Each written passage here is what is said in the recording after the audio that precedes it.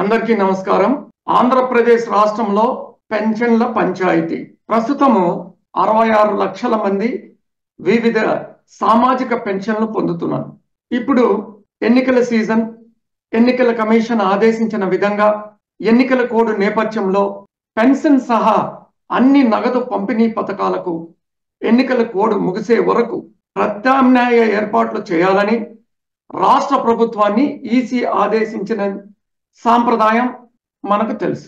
ఇక్కడ పెన్షన్ లబ్ధిదారుల సచివాలయానికి వెళ్లి పెన్షన్ తీసుకోవాలని ప్రభుత్వం పెన్షన్దారులకు తెలిపింది.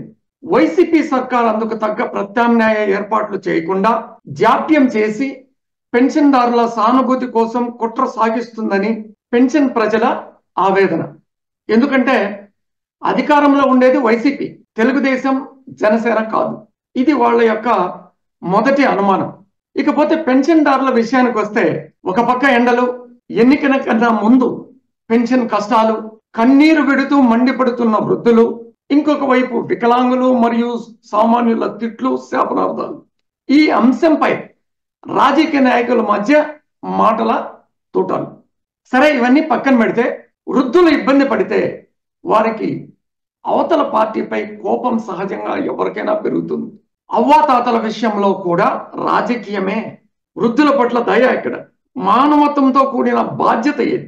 ఇదంతా టీడీపీ, జనసేన వల్లే పెన్షన్ పంపిణీ ఆగిపోయిందని, మేలో జరిగే ఎన్నికల్లో లబ్ధి పొందేందుకు వైసీపీ ప్రజలకు పనికిరాని పసలేని విష ప్రచారం మొదలుపెట్టిందని చెప్పేసి ప్రజల యొక్క టాక్ ఆఫ్ ద టౌన్. ఇంకొక విషయం ఏంటంటే, టీడీపీ, జనసేన ఏమన్నాయి, ఎవరు ఏమంటున్నారు? అసలు ఈ పెన్షన్ విషయంలో మిస్అండర్స్టాండింగ్స్ ఏంటి? తెలుగుదేశం, జనసేన, అదేవిధంగా చంద్రబాబు నాయుడు వీళ్ళు ఏమన్నారు? సచివాలయం దగ్గరకు వద్దు, అవ్వాతాతల సచివాలయానికి నడిచి రాలేరు కాబట్టి సచివాలయం సిబ్బందితో ఇంటికి వెళ్ళి పెన్షన్లు ఇప్పించండి అని వీళ్ళు అంటారు. దీనికి అదునుగా తీసుకున్న వైసీపీ పెన్షన్ల పంపిణీ పొలిటికల్ పంచాయతీగా మార్చేసింది. ఎట్లంటే, దేశంలో వాలంటరీ వ్యవస్థ అన్ని రాష్ట్రాల్లో ఉందా? లేదు. ఆ రాష్ట్రాల్లోనూ పెన్షన్ల పంపిణీ జరుగుతుందే కదా? జరుగుతుంది. అక్కడ ప్రజలు ప్రభుత్వ కార్యాలయాలకు వెళ్ళి పెన్షన్లు తీసుకుంటున్నారు. మరి ఈ రాష్ట్రంలోనే ఎందుకు వాలంటీర్లు లేకపోతే పెన్షన్ల పంపిణీ చేయలేమని వాళ్ళు ఫిర్యాదు చేసుకుంటారు?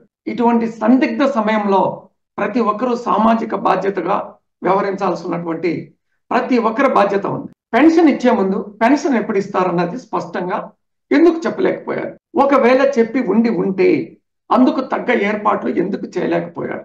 చెబితే ఈ సమస్య ఉంటుందా? ఉండదు.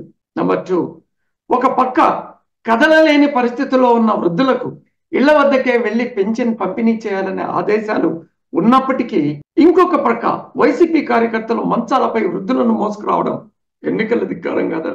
ప్రభుత్వం తీరు చూస్తుంటే పెన్షన్ సమస్య పరిష్కారం కన్నా రాజకీయ ప్రయోజనాలు ఎక్కువగా ఉన్నాయనని అనుమానం ప్రజల్లో ఒకటి మూవ్ అవుతుంది.